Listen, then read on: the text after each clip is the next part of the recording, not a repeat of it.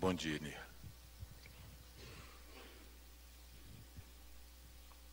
Bom dia a todos. Nessa manhã congelante de Petrópolis, né? Vocês que estão aqui, vocês são bastante corajosos, hein? Bom, o tema dessa manhã nós estamos dando seguimento ao sermão profético, que é um sermão muito importante de nosso Senhor Jesus Cristo. Ele vai falar sobre tudo que nós estamos vivenciando na atualidade. E por isso é importante falar sobre ele. Ele foi tratado com bastante propriedade, cuidado e carinho por Allan Kardec na obra Gênese, nos capítulos de número 16, 17 e 18. Tamanha é a sua importância.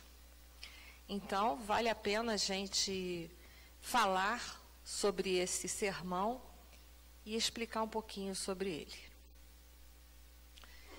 Nós vamos ver aí que a gente já deu uma boa alavancada no sermão profético, porque nós já falamos sobre tudo aquilo que está ali. Nós estamos nos últimos dois itens, que é o 5 e 6 da primeira fase. Nós, é claro, ainda temos todos aqueles itens ali para baixo, a parábola da figueira, tempo de vigilância, do servo vigilante, das 10 virgens, parábolas dos talentos e o último julgamento. Tudo isso para falar. Mas já demos uma boa alavancada no sermão profético. Essa é a fonte bibliográfica, que eu gosto de deixar uns minutinhos para quem está em casa depois poder recorrer. Como a gente falou, vai estar lá na Gênese, capítulo 16, 17 e 18, mas também nós vamos encontrar dois grandes artigos na Revista Espírita de fevereiro e março de 1868, que parece que está escrito hoje, vale a pena ser lido. É intitulado Os Messias do Espiritismo e os Espíritos Marcados. Muito interessante, vai falar sobre essa fase de transição que nós estamos passando, porque o sermão profético ele vai estar falando da transição do planeta, de provas e expiações para regeneração. É sobre esse assunto que vai ser tratado. E ali vai estar retratando o que nós estamos passando e o que vai acontecer após os momentos de tribulações, de dor. O sermão profético, ele também é denominado sermão escatológico. Escatologia é uma doutrina das últimas coisas, ou seja, ela vai estar trabalhando com as questões que vão estar por acontecer, no porvir. Ou seja, o porvir da humanidade terrestre. E também escatologia, ele não fala só sobre as coisas que vão nos acontecer, mas ela também fala de uma coisa mais pessoal, mais personalizada, ou seja, do nosso destino pós-morte. Então, é muito interessante a escatologia. Vamos lá. Jesus, quando esteve aqui encarnado conosco, basicamente, porque cada um dá uma divisão didática para os ensinamentos de nosso Senhor Jesus Cristo, ele deixou para nós esses 4 grandes sermões.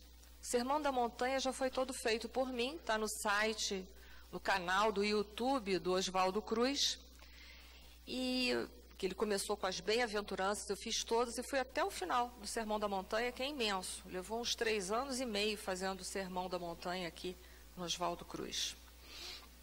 O Sermão da Montanha, em suma, Jesus vai falar sobre o reino de Deus aqui na Terra, sobre essa implantação, sobre todas as virtudes, sobre todos os requisitos que nós precisamos desenvolver dentro de nós para que o reino dos céus possa ser implantado aqui na Terra.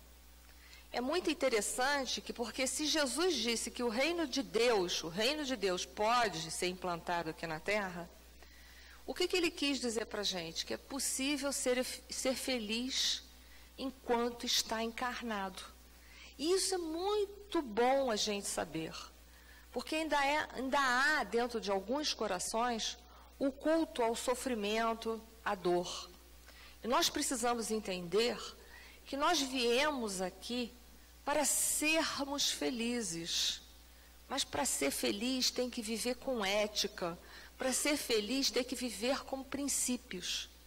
Porque quando nós não temos os valores morais implantados nos nossos corações e nas nossas atitudes, nós infelicitamos a vida das pessoas. E quando a gente perturba a paz do outro, é impossível que a nossa, mais cedo ou mais tarde, não seja perturbada também. Mas por quê? O que prova isso? O que prova isso é a lei de ação e reação, que é a lei que regula, que dirige os nossos comportamentos. Nós sabemos que uma atitude positiva nossa, ela retorna para nós positivamente. Mas uma atitude negativa nossa, ela retorna o quê? Negativa para nós.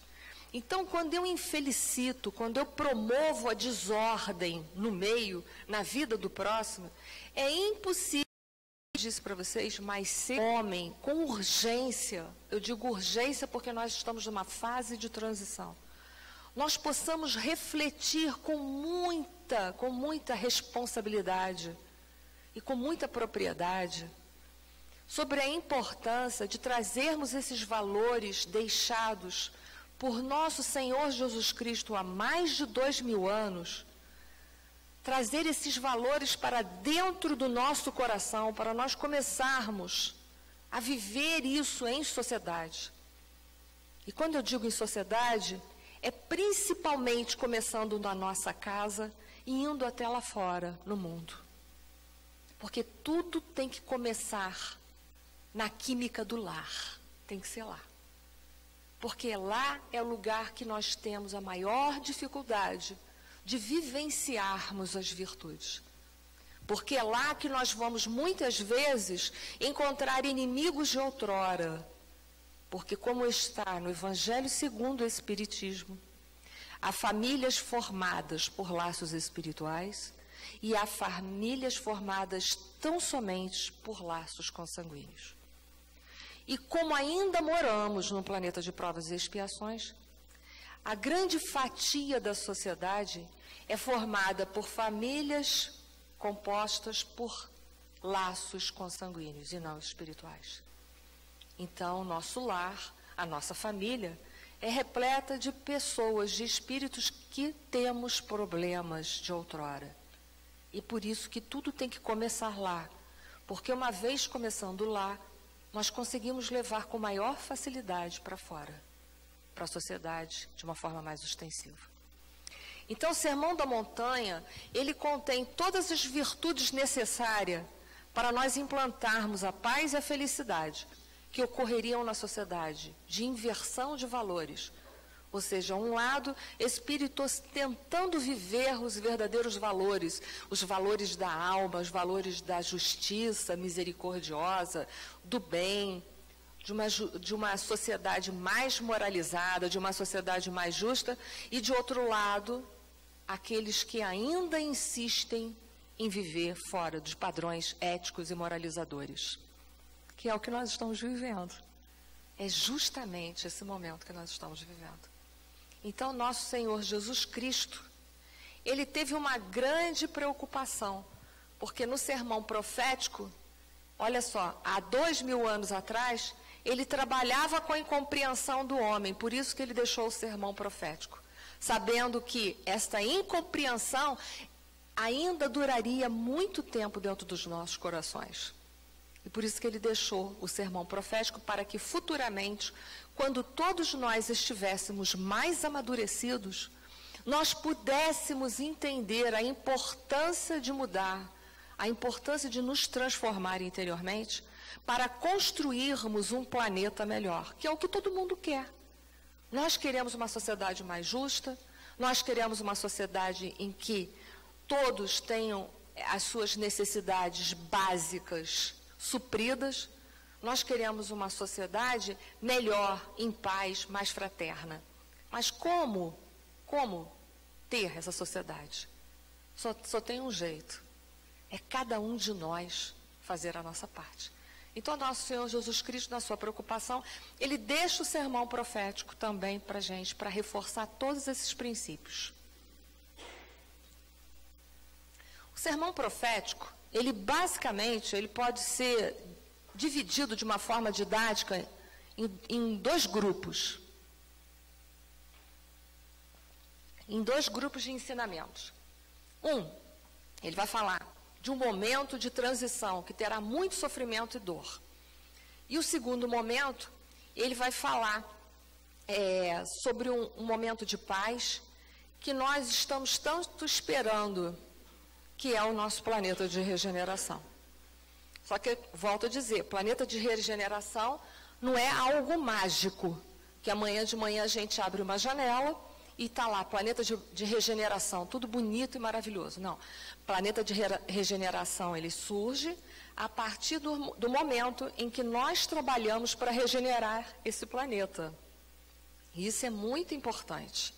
Os planetas, eles sobem na hierarquia de que forma? Com a evolução moral dos seus habitantes. Então, que nós possamos nos candidatarmos a sermos os trabalhadores do Cristo. Esse planeta nosso já foi um planeta primitivo. Hoje, ele é um planeta de provas e expiações, onde o mal predomina. Ainda há grandes doenças dentro da humanidade, que nós chamamos de mal. Mas o planeta de regeneração, o bem vai começar a prevalecer sobre o mal. Que maravilha, é tudo isso que a gente está esperando. Todos nós estamos esperando a justiça. Principalmente nós, brasileiros, com mais ênfase, nós estamos esperando esse grande momento na nossa vida. Um momento de mais justiça, em que os nossos direitos sejam respeitados, verdadeiramente, em que a corrupção perca força. E o planeta de regeneração está lá no Evangelho segundo o Espiritismo, capítulo 3, ele traz umas características. Diz lá, os espíritos, que esse planeta de regeneração serve de transição entre os mundos de expiação e os mundos felizes. Ou seja, é só uma transição para a gente viver nos mundos ditosos ou felizes. Olha que maravilha. Vamos voltar para ver qual é a característica lá atrás do planeta ditoso ou feliz? Olha só que beleza. Olha lá. Planeta ditoso ou feliz. O mal não existe. Nossa, sonho de consumo. É tudo que nós queremos, não é verdade?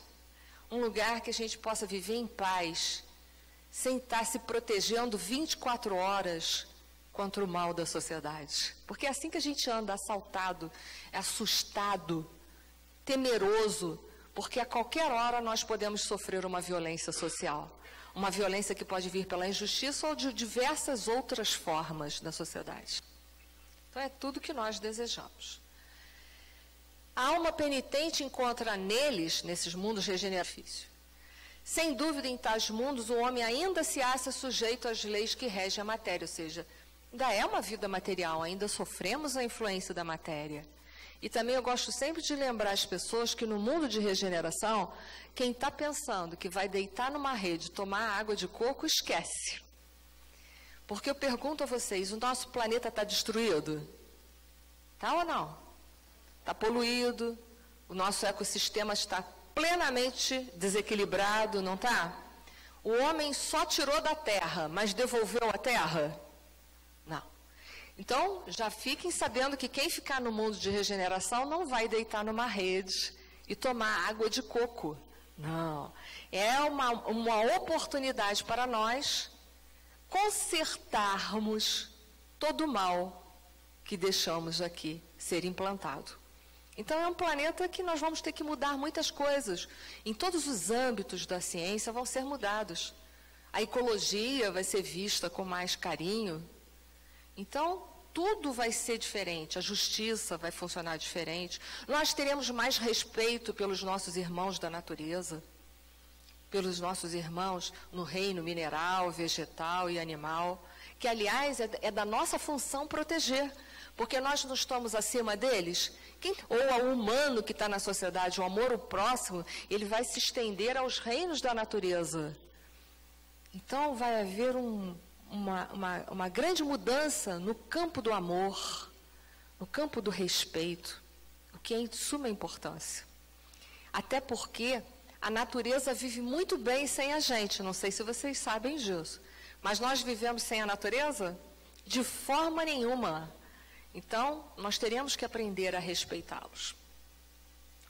A humanidade experimenta, ele diz lá, as vossas sensações e desejos, mas libertas das paixões desordenadas de que sois escravos, isenta do orgulho que impõe silêncio ao coração, da inveja que a tortura, do ódio que a sufoca. Ou seja, ainda teremos sentimentos desalinhados, mas não seremos mais escravos de paixões. Então, poderemos terminar de trabalhar esses conteúdos egóicos e ainda negativos que habitam dentro da nossa alma. Em todas as frontes se vê-se escrita a palavra amor, perfeita equidade preside as relações sociais, que foi o que eu já disse. Todos reconhecem Deus, desculpa que ficou a letra minúscula, e tentam caminhar para Ele cumprindo-lhes as leis. Olha que coisa importante. Então nós vamos estar procurando Deus, mas não só nos templos religiosos, porque Deus é onipresente. Aonde mais que Deus está sem ser fora da gente? Dei uma pista. Hã? Dentro, né? Acabei de falar, dentro. Aonde a gente não vem procurando Deus, que a gente vem procurando Deus há milênios, fora, nas religiões. Mas Deus está onde? Dentro. Até porque, aonde está escritas as leis de Deus, que estão 621 do Livro dos Espíritos? Na consciência. E a consciência é interna, é dentro, é nossa. Então, a gente vai estar buscando Deus dentro da gente. E quando a gente encontra Deus dentro da gente, a gente começa a refletir Deus. E aí a gente não faz mais mal ao próximo. Onde eu parei aí? Nesses mundos, todavia, ainda não existe a felicidade perfeita, mas a aurora da felicidade. O homem lá é ainda de carne, ou seja, nós teremos um corpo de carne pesado, ainda bruto, e por isso sujeito às vicissitudes de que libertos só se acham os seres completamente desmaterializados. Ainda tem de suportar provas, temos provas, porém, sem as pungentes angústias das expiações. E é por isso que eu sempre falo para vocês, não vamos mais arranjar débito nenhum, porque as almas que terão grandes expiações para fazer, não vai mais poder ficar o quê? Aqui. E essa história já foi contada no livro A Caminho da Luz, de Emmanuel, que fala sobre os exilados de Capela. Quem não conhece, procure saber sobre isso. Os espíritos que foram exilados do sistema de Capela, porque lá também havia um planeta que estava em transição de provas e expiações para regeneração. E havia um agrupamento de espíritos que não queriam se moralizar e estavam servindo de entrave para o progresso daquele planeta. O que aconteceu? Deus, nosso Pai de infinita misericórdia, preparou para todos aqueles espíritos um passaporte carimbado já para o planeta Terra. E falou, vai embora para lá, porque vocês estão atravancando cá. E lá vocês vão ter uma grande oportunidade de começar as civilizações. Aí vocês vão perguntar, então aqui ainda não tinha civilização? Não, não tinha. E aí eu fico pensando, já pensou a gente viver sem internet, sem computador, sem essa tecnologia maravilhosa, sem roupa, as mulheres sem salão de beleza, sem corte de cabelo, sem depilação. Não vai ter nada disso se nós formos exilados. Então procurem passar a pensar sobre isso. Lá não vai ter nada disso, porque nós estaremos convidados a começar a implantação das civilizações. Leiam esse livro A Caminho da Luz, lá trabalha com detalhes sobre isso. Um livro muito interessante que nós estamos estudando aqui na quarta-feira, de 8 às 9h30 da noite. Então, olha só, é importante a gente entender isso. Se nós queremos continuar num planeta que já tem civilização e que a gente só precisa fazer a nossa reforma íntima, é muito mais fácil. É bom a gente parar para pensar sobre isso. Voltamos lá. Vamos lá. Então, a gente viu que esses dois momentos, né? Interessante ver é que esses sermões de nosso Senhor Jesus Cristo foram feitos num monte. Olha que interessante. Sermão da montanha, num determinado lugar lá da Palestina, também foi no monte. E também o sermão profético foi preferido no Monte das Oliveiras. Olha só, tudo é monte. Por que monte, né? Vamos parar para pensar. Porque só subindo um pouco que a gente consegue ver as coisas com mais amplitude, não é? E também com mais profundidade. Então é um convite à humanidade sair um pouco desse terra a terra. Está pedindo a gente para a gente subir um pouco, elevar o nosso padrão moral, para que a gente possa ver tudo de um outro ângulo. Porque quem está em cima vê com maior amplitude os fatos, os acontecimentos. E também tem a oportunidade de aprofundar reflexões sobre essa visão, fazer um aprofundamento de conhecimentos. Então é preciso que a gente se eleve, é um convite a se elevar.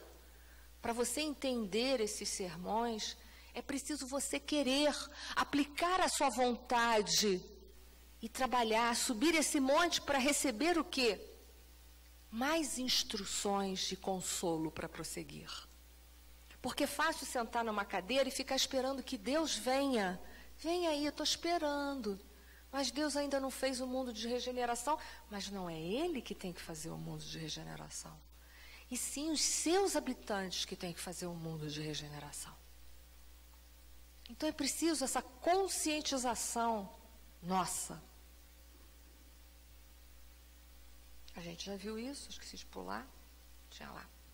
Bom, a parte que nos cabe hoje, que a gente vai explicar o sermão profético, essa primeira parte dele, é Mateus capítulo 24, versículo de 26 a 31. Que é uma linguagem simbólica, mas a gente vai fazer uma tradução dessa linguagem. Vai emprestar uma explicação a esses simbolismos.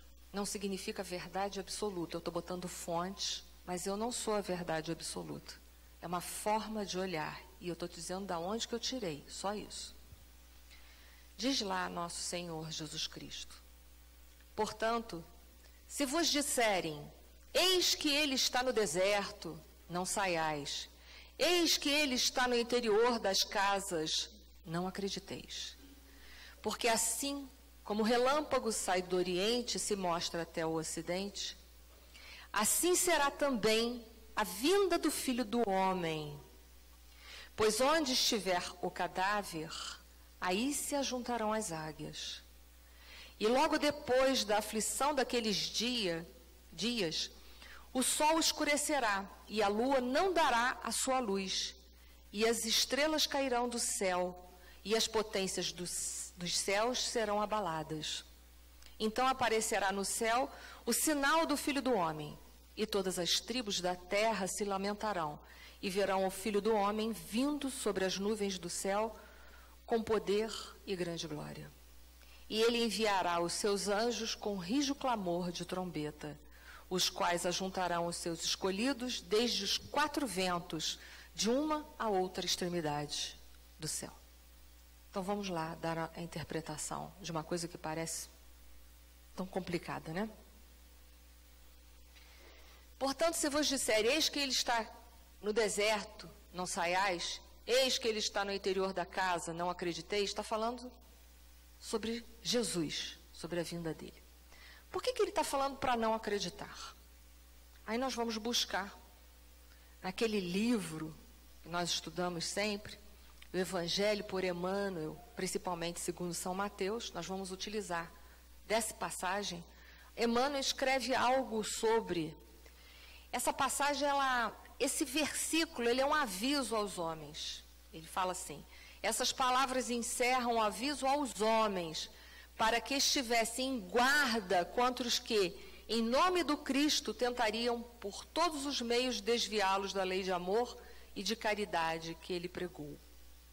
Ou seja, essa passagem, como essa explicação de Emmanuel, ele é um alerta para a gente. Por quê? Que serão momentos que nós passaremos, nos quais muitos dirão que estão falando em nome do Cristo. Muitos virão e dirão, eu estou trabalhando por Cristo, eu estou falando em nome do Cristo. Mas nem todos, na realidade, estarão falando verdadeiramente em nome do Cristo. Isso a gente precisa parar para pensar, porque manipulação dentro de religião sempre houve e ainda há. Por que ainda há? Porque é um planeta que ainda há predomínio do mal. E se ainda há predomínio do mal, o que predomina aqui são os interesses pessoais. Esse é um indício pelo qual a gente pode detectar que não há grande evolução numa pessoa. Isso está na questão 895 do Livro dos Espíritos. Kardec faz essa pergunta. Ele diz, quando há o interesse pessoal prevalecendo, nós podemos ver com clareza que essa pessoa não tem evolução suficiente. Então, muitos pregarão em nome do Cristo, mas não trarão verdades libertadoras. Na verdade, o que eles fazem é se utilizar da religião para se promoverem a si próprios, para chamar atenção sobre a sua personalidade, ou para tirarem proveitos materiais dessa situação que nós estamos vivendo. Então, se utilizam das palavras do Cristo para tirar proveitos materiais ou outros proveitos. Então, isso é um alerta, a gente fala assim, mas nós precisamos ficar em alerta em relação à doutrina dos espíritos? Em relação a isso? Sim ou não, vocês acham? Sejam sinceros. Vocês acham que os falsos cristos e falsos profetas poderão estar infiltrados dentro da religião espírita? Sim, poderão. A religião não é isenta, até porque a religião é um movimento humano. E movimento humano tem falhas? As religiões procuram retratar a pureza dos ensinamentos, porém, são os homens que fazem os movimentos religiosos. E os homens possuem falhas. Então, dentro do movimento espírita também, acontece muito de ter coisas que não são proveitosas. Nem tudo, há poucos dias, não, já tem mais de um mês, isso eu publiquei lá no meu grupo, no Facebook, sobre uma reportagem do Reformador, que nem tudo que se escreve é doutrina espírita. Isso está lá num artigo do Reformador. Então, nem tudo que se publica é espírito e está dentro do movimento espírita, é verdade. Isso é um alerta para a gente. Tem muita literatura que não tem conteúdo nenhum, que está sendo publicado, está sendo vendido como espírita. E as pessoas compram e ficam maravilhadas. Mas são cantilenas, ou seja, são conversas para boi dormir. São, às vezes, literaturas que não têm conteúdo nenhum, quando às vezes, para agravar, além de não ter conteúdo nenhum, tem erros doutrinários gravíssimos, e que ficam minando a cabeça das pessoas, enquanto as pessoas deveriam estar procurando o que interessa, o que moraliza. Porque para ficar no mundo de regeneração não precisa estar moralizado. Então, se a gente perder tempo com literatura que não leva a gente para lugar nenhum, que não transforma a gente interiormente, que não nos melhora e que não nos passa informações o mais próximos da verdade, nós não estaremos perdendo tempo? Então, deve ser essa a nossa preocupação. E não perder tempo, até porque o tempo está restrito. Cada vez mais a gente está perto do mundo de regeneração. Então, é momento de aproveitar para amar aqueles que nós temos dificuldades, é momento para aproveitarmos, para assimilarmos conhecimentos que possam ser úteis para a nossa transformação pessoal. E não coisas que encantam, mas não transformam o ser humano. Por isso que Emmanuel diz, cuidado, a forma e o conteúdo. Tem muita gente ficando com a forma e esquecendo que as coisas precisam de conteúdo. Será que as literaturas que estão sendo hoje vendidas têm conteúdo? Eu falo isso como divulgadora da doutrina. Vocês veem que eu sou muito restrita para fazer indicações na minha bibliografia. E que, em geral, eu utilizo os clássicos, porque lá é o mais seguro. A maior segurança, as bases da doutrina. E o restante, aquilo que não vai contra as bases da doutrina. Então, a gente precisa passar um momento. O ser humano, ele quer inovações. Eu quero uma literatura nova, que eu estou cansada dessa velha. Gente, nós ainda não entendemos toda a doutrina dos espíritos. Quem se preocupa em ler as obras básicas, com a vontade de conhecer as obras básicas, vai ver que falta muito chão para entendimento. E as obras básicas não são só aqueles 5 livrinhos que estão ali, não. Tem todas as revistas espíritas que eu também citei no início, na minha bibliografia. Então, nós temos coisas à beça para estudar. E nós queremos novidade, mas que novidade se a gente ainda nem deu conta do que temos. Nós temos os contemporâneos de Kardec, podemos também estudar, Leon Denis, Gabriel Delany, e vai por aí afora, Camille Flammarion. E a gente está procurando novidades. Então, haverá muitas pessoas envolvidas no movimento do engano, muitas com o intuito de enganar e muitas sendo influenciadas para enganar. Eu digo influenciadas pelos espíritos, literalmente, né? Por processos obsessivos. Então, é preciso a gente separar o joio do trigo. Num outro momento, né? Voltando. Essa passagem do Nosso Senhor Jesus Cristo, nós já tivemos oportunidade de falar, já que ele que fez o sermão profético. Nosso Senhor Jesus Cristo é um espírito crístico, que eu já falei aqui para vocês. Isso está lá na Revista Espírita, esses artigos de fevereiro e março de 1868, na qual eu coloco um desdobramento dos espíritos puros. Olha que interessante, a Revista Espírita dando complemento ao Livro dos Espíritos. Porque quando nós vamos pegar o Livro dos Espíritos, a gente só encontra essas 3 ordens aqui, imperfeitos, bons, puros, não é isso? A Revista Espírita diz que tem um desdobramento, que são os crísticos. Que são espíritos crísticos? São espíritos que estão em comunhão com a divindade. São espíritos que possuem livre-arbítrio, mas que já fizeram uma escolha, seguir as leis de Deus. E que seguem as riscas. Não estão mais sob a influência da matéria, já superaram toda a influência. Então, são espíritos que governam o universo, todas as obras do Criador, junto com o Criador. Nos dizeres de André Luiz e Emmanuel, eles são chamados de co-criadores. São aqueles que ajudam na administração do universo. E é por essa razão que nós encontramos que nosso Senhor Jesus Cristo é um governador do planeta Terra. E que nós sabemos que na questão 188 do Livro dos Espíritos nota, esses espíritos crísticos, eles habitam o Sol. Está lá. Leiam questão 188, nota. E é de lá, pelo pensamento deles, que eles emitem todas as ordens para coordenar todos os planetas que estão sobre a orientação deles. Olha aí, as obras se complementando. Muitas vezes, uma vez eu trouxe essa questão 188 nota para as minhas aulas, a pessoa falou assim, olha, se você não tivesse me mostrando, eu não saberia jamais que Kardec tinha falado isso. Eu falei, pois é, isso está na nota do Livro dos Espíritos, que o livro é para ler de cabo a rabo. Então, as notas também fazem parte. E está lá essa informação, lá na nota, que os espíritos de uma envergadura maior, eles habitam o Sol. Olha lá, depois vocês olham, tá? Não estou dando fonte falsa, estou dizendo onde está. 188, questão, nota, explicação. Então, para a gente entender, são espíritos crísticos, são esses que são chamados a governar planetas, sistemas e galáxias. Boa notícia para todos nós. Por quê? Porque esse é o futuro que espera todos nós. Não é bom isso? Sabermos que nós somos herdeiros do universo e que um dia nós poderemos ajudar a Deus na administração do universo. Então, esses espíritos, né, eles fazem parte de uma falange de espíritos que são chamados crísticos. Crísticos. Olha que interessante.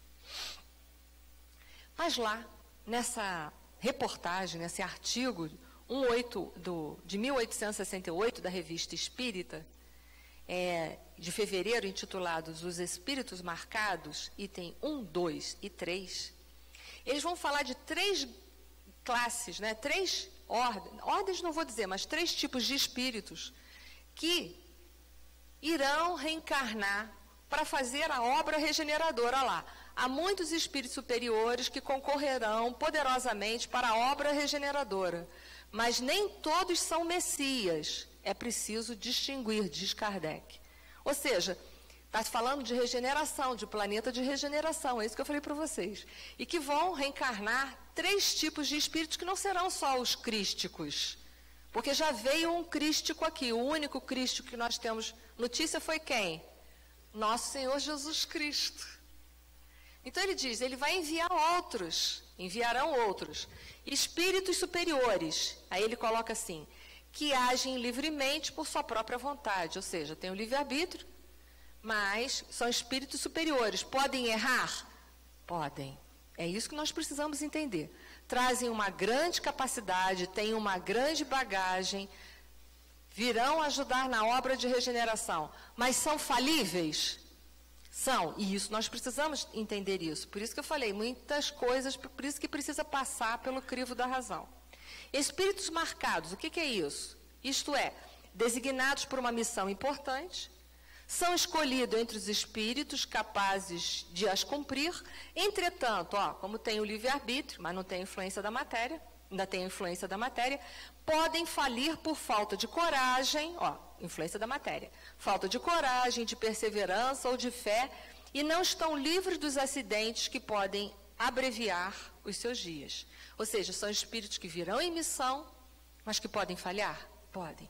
Então é por isso que a gente tem que avaliar tudo, não é? Isso que ele está chamando a atenção para a gente? Mas vão ser chamados para reencarnar, para alavancar o planeta de regeneração. Porém, podem falir? Podem. E, finalmente, tem os Messias, que são os Cristos. Os Messias, seres superiores, chegados ao mais alto grau de da hierarquia celeste, depois de terem atingido uma perfeição que os torne infalíveis, daí por diante, e acima das fraquezas humanas, mesmo na encarnação. Ou seja, os espíritos crísticos, quando aqui encarnados, eles não sofrem influência da matéria. E nisso nós tivemos oportunidade de falar numa palestra que eu dei aqui sobre a tentação do Cristo, que aquilo era simbólico. Nosso Senhor Jesus Cristo não sofreu nenhuma tentação, porque ele já estava livre de todas a influência da matéria. Então ele não tinha mais paixões humanas, nenhuma. Então esses espíritos são infalíveis, mas não serão os que virão em quantidade. Nós vamos ver isso aí. Vamos lá? Está indo? Não dormem, não. Porque outro item, outro versículo, o 27. Porque assim como o relâmpago sai do Oriente e se mostra até o Ocidente, assim será também a vinda do Filho do Homem. Bom, vamos lá. Não vou ler isso tudo não para vocês não morrerem, tá? Mas vou deixar ali para ficar registrado na internet. Nós sabemos que serão convocados nesse planeta de regeneração, isso está tanto em A Gênese como na Revista Espírita, os devidos artigos que eu passei para vocês, que o planeta de regeneração, para ele ser implantado, vai ser de que forma? Porque está todo mundo esperando grandes cataclismos, né? Tsunamis, maremotos. Relaxem, isso sempre aconteceu no planeta Terra, Kardec falou, e é verdade.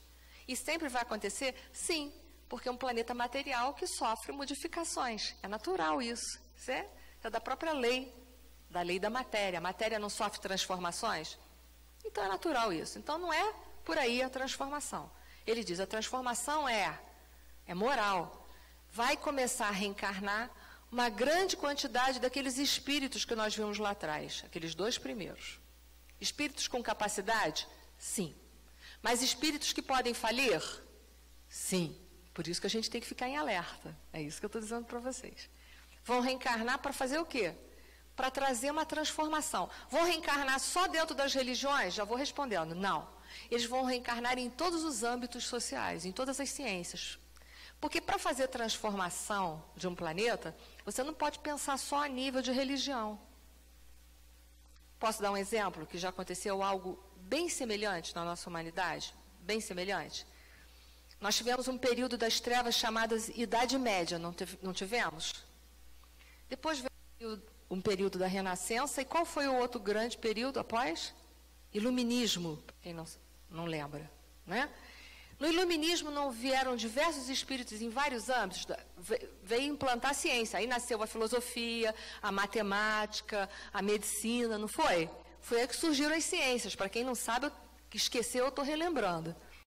Então a gente vai ver que logo depois, nesse período ainda, vem o que? Em 1857, o que veio em 1857? A doutrina espírita, com o lançamento em 18 de abril de 1857 de O Livro dos Espíritos. Mas as bases da ciência já tinham sido feitas. Isso é um alerta para vocês começarem a pensar. Então, essa transformação que vai acontecer no planeta de regeneração, ela não é só a nível de religião, mas ela é a nível de todas as ciências. Esses espíritos vão nascer em todos os âmbitos da sociedade. Mas vão ser aquelas pessoas que vão nascer dentro do âmbito científico, mas vão trazer princípios morais, não vão trazer só só a continuidade intelectual, mas vão aplicar também, vão permear esses conhecimentos de princípios morais. Então, vão ser espíritos que vão estar preparados para trazerem uma bagagem nova no campo da ciência também, mas com princípios que? Moralizadores, diferentes, com princípios para fazer a sociedade crescer em valores, não só em conhecimentos, que é o que nós estamos precisando hoje, de valores, porque a nossa sociedade está sem valor. Então, esses espíritos virão, por isso essa passagem está dizendo isso, para a gente entender o que são esses cadáveres, o que são essas águias, que essa linguagem simbólica de Nosso Senhor Jesus Cristo quis dizer. Apresentando a imagem do cadáver e das águias, referia-se o mestre à necessidade dos homens penitentes que precisam recursos de combate à extinção das sombras em que se mergulham. Essa figura de alta significação simbológica é dos mais fortes apelos ao Senhor, conclamando os servidores do Evangelho aos movimentos do trabalho santificante. Ou seja, é um convite a gente trabalhar as sombras que nós trazemos dentro de nós. Por isso a pergunta, quais as sombras ou os cadáveres que abrigam dentro de mim? Agora é uma pergunta bem pesada. O que ainda mora dentro de mim, mas é sombrio? O que está dentro de mim que ainda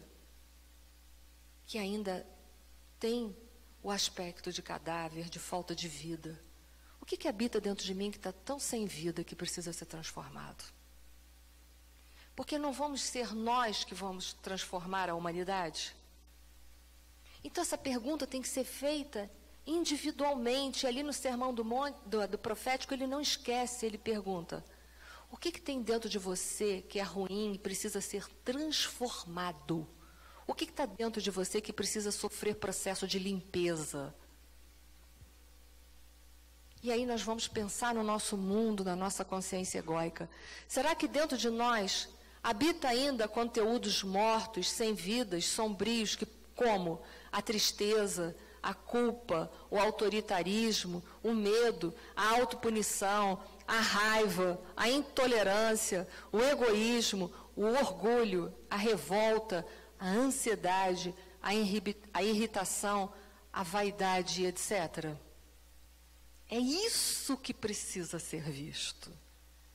Será que eu tenho alguma dessas coisas dentro de mim que precisam ser trabalhadas? A mágoa, o ressentimento, a intolerância, a incompreensão da personalidade do alheia. O que dentro de mim é morto, é cadáver, e precisa ser trabalhado, porque isso são as coisas que apodrecem dentro de nós. Isso são as coisas que nos impedem de sermos felizes.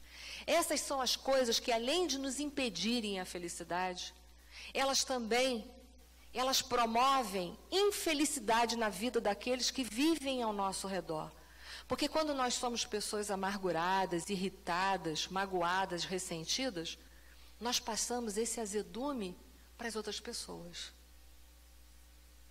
E que a gente não quer receber dos outros isso. Mas será que isso tem dentro de nós? Essa deve ser a nossa pergunta. E quais são as máscaras? Que é esse aqui, ó, do lado, ó. Deixa eu ver se eu consigo pegar o cursor do mouse. Esse aqui, ó, dá para ver aí? Quais são as máscaras que eu utilizo para não mostrar esse meu lado que eu preciso trabalhar tanto? Então, o homem do planeta de regeneração é um homem que vai ter coragem de olhar para si mesmo e perguntar: o que dentro de mim eu tenho de ruim que precisa ser transformado? Porque eu quero ficar aqui, eu quero que meu passaporte seja carimbado assim, ficar na Terra. Eu quero participar desse mundo de regeneração. Seguros aí. 29. E logo depois da aflição daqueles dias, olha só, ele já está falando dos momentos ruins que nós vamos passar. É linguagem simbólica agora. O sol escurecerá, a lua não dará sua luz, e as estrelas cairão do céu, e as potências dos céus serão abaladas. Vou me fixar nas estrelas dos céus que cairão. As estrelas dos céus que cairão, simbolicamente, significa essa gama de espíritos que vão reencarnar. No entendimento que os dois agrupamentos serão os primeiros a fazer, porque eles vão vir fazer o trabalho pesado. É sempre assim. O trabalho de limpeza do solo pesado, vem os trabalhadores de menor envergadura, para depois vir trabalhadores de grandes envergaduras. É assim. Então, as estrelas cairão do céu, nós teremos essa sensação. O que são estrelas caindo do céu? São espíritos de maior envergadura que vêm cair, não, vêm nascer, reencarnar aqui na Terra. Essa linguagem simbólica está mostrando para a gente isso. Vamos seguir? Então, aparecerá no céu o sinal do Filho do Homem. Sinal do Filho do Homem é já a implantação aqui na Terra da lei de justiça, amor e caridade. Isso é um sinal. E já tem gente lutando por um planeta melhor? Vamos ser sinceros, vamos parar de nos fixar só em coisas ruins.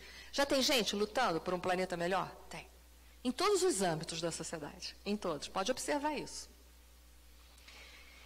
O joio será, então, completamente separado do trigo. Lembra que Jesus disse nessa parábola que era preciso o tempo certo para o joio separar do trigo? Lembra? Por quê? Se eu tentar tirar o joio antes do tempo, o que eu arranco junto? O trigo. Então é preciso o tempo certo, só que o tempo de Deus não é o nosso. Olha quanto tempo se passou, mais de 2000 anos, e vai passar ainda muito. Então o tempo de Deus não é o nosso tempo, Ele não conta o nosso tempo da mesma forma. Então vai ser um momento em que o joio vai ser separado do trigo. Todas as tribos da terra se lamentarão. O que será essa lamentação? As pessoas vão reconhecer a misericórdia, a providência divina e vão pensar assim, outro momento. Verão o Filho do Homem. Não é que verão que Jesus vai vir pessoalmente, mas saberão reconhecer e viver, vendo Jesus como modelo e guia.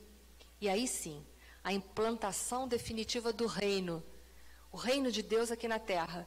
Jesus deixou subsídios para a gente implantar o reino de Deus aqui na terra? Eu falei isso no início. Onde é que está isso? Num sermão dele. Qual é? Da montanha. Que está lá. Todos os princípios morais básicos que nós precisamos para transformar esse planeta. Tanto que Gandhi disse que se todos os livros da humanidade se perdessem, mas restassem tão somente o Sermão do Monte, a humanidade estaria salva. Olha aí. E Gandhi não era cristão, não. Ele era hinduísta. Não sei se vocês sabem. Então, olha só, que maravilha. Lá tem tudo que nós precisamos para nós nos transformarmos. E, finalmente, o último item, que é o último versículo. E ele enviará os seus anjos com rijo clamor de trombetas, os quais ajuntarão os seus escolhidos desde os quatro ventos de uma outra extremidade do céu.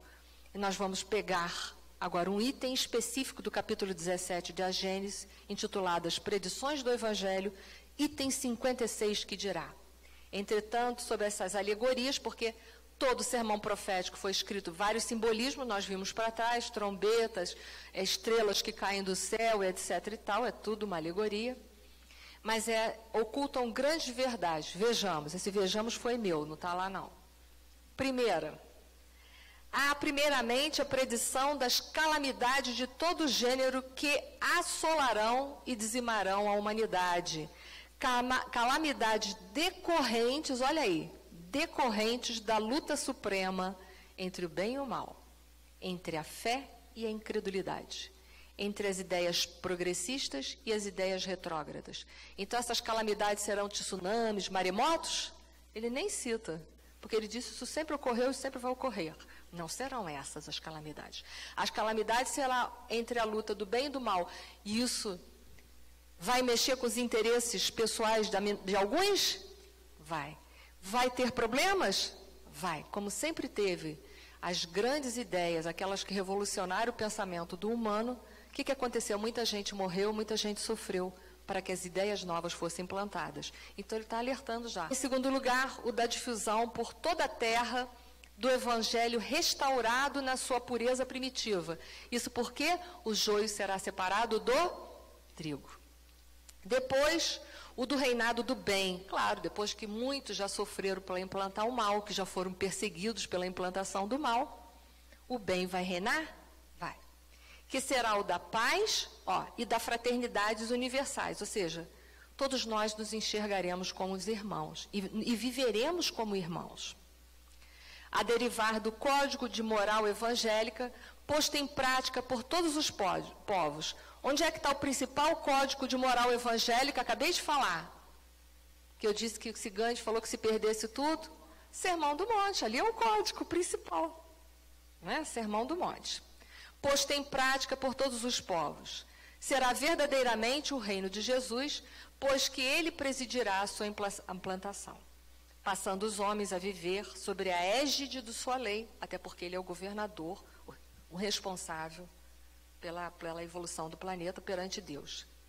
Será o reinado da felicidade, porquanto, diz ele, depois dos dias de aflição, virão os de alegria. E aí, muito obrigada a todos. Espero que vocês levem para casa o sermão profético mais compreendido. Nós ainda vamos falar muito sobre o sermão profético, mas que nós possamos entender essa manhã, desculpe, né, falei noite, essa manhã, que a nossa responsabilidade ela é bem significativa. O planeta de regeneração, ele não é uma mágica que vai acontecer, mas ele é fruto do trabalho individual, ele é fruto do trabalho de cada um dessa coletividade chamada Terra, essa coletividade daqui, do planeta Terra. Então, que nós possamos hoje arregaçar as nossas mangas e aceitar esse desafio de nos tornarmos pessoas melhores, mais honestas, mais lúcidas, mais transparentes nas relações humanas, mais amorosas e compreensivas. Eu sei que é uma tarefa muito difícil para todos nós temos dificuldades, mas que nós possamos nos compreender, nos perdoar, nos dar as mãos, quando um cair, o outro não ser o dedo acusador, mas ser a mão que vai ajudar ao outro a se levantar com carinho, com humildade, sem humilhação. Que nós possamos, entre nós, ter uma convivência de grande fraternidade. Principalmente, eu falo isso em relação ao grupo da Fraternidade Espírita Oswaldo Cruz, que aqui é um grupo de fraternidade. Então, que nós possamos nos dar as mãos, principalmente, uns aos outros, não sermos os dedos acusadores, mas sermos a mão que vai se estender para ajudar o irmão de uma forma muito discreta a se levantar, a se reerguer, quando ele, porventura, tropeçar nas pedras do seu próprio ego. É o que eu desejo a todos nós, muita força nessa transformação, muita fé, muita coragem, porque precisa muito coragem para se transformar. Muito obrigados a todos pela paciência, pelo carinho, pelo amor, e que a paz do nosso Senhor Jesus Cristo invada os nossos corações. Muito obrigada.